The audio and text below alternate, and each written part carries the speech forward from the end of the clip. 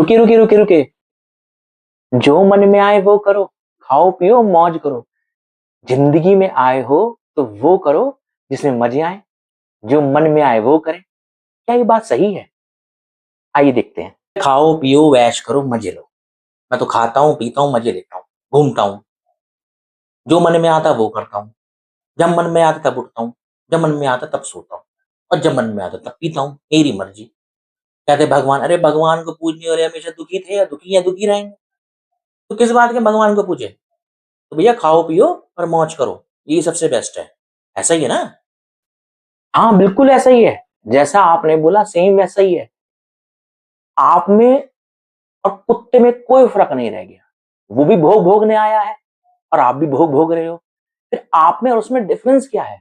आप में और उसमें यह डिफरेंस है कि आप पे ईश्वर की नजर पड़ी और आप एक इंसान बने।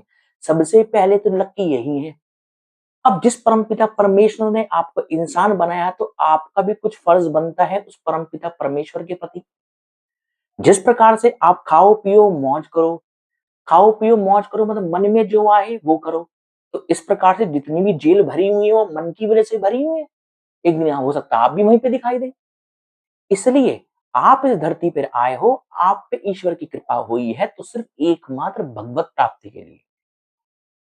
मन, क्योंकि कुत्ता आवारा है। दो प्रकार के कुत्ते होते हैं आपको बहुत अच्छे से पता है। एक आवारा कुत्ता जिस पे किसी का कंट्रोल नहीं है, एक पालतू कुत्ता जिसपे मालिक का कंट्रोल है। कब खाएगा, कब नहाएगा, कब सोएगा, मालिक करेगा।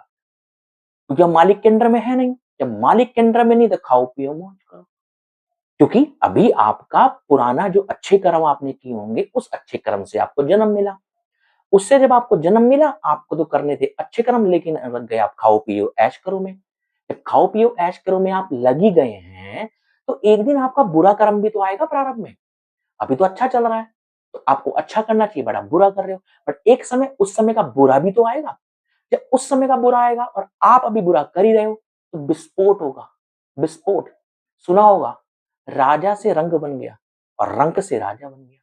अच्छा, अब बोलते हैं कि भैया भगवान का नाम मेरा दुखी होता है। भगवान का नाम जिस दिन से आप लेना स्टार्ट कर देते हैं भगवान उसी दिन से आपको अपना लेते हैं। और वो अपनाते पूर्णतः आपको तब है जब वो आपके सारे कष्ट का निवारण कर देते हैं।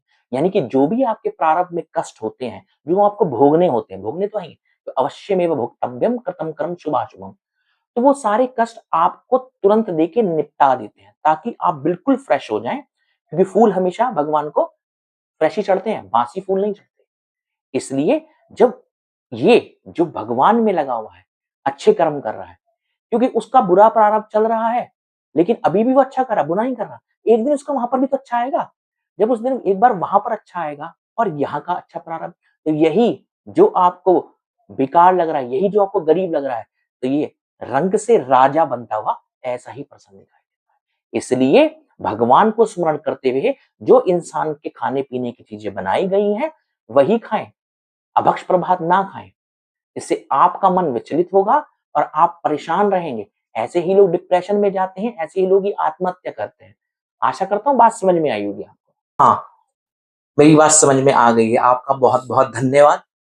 मैं इसी में था कि जो मन में आए वो करें, लेकिन नहीं, मुझे समझ में आया कि हम भी भगवान के अंश हैं और भगवान के अंश हैं तो हमें वही करना चाहिए जो भगवान ने हमारे लिए बनाया है। धन्यवाद।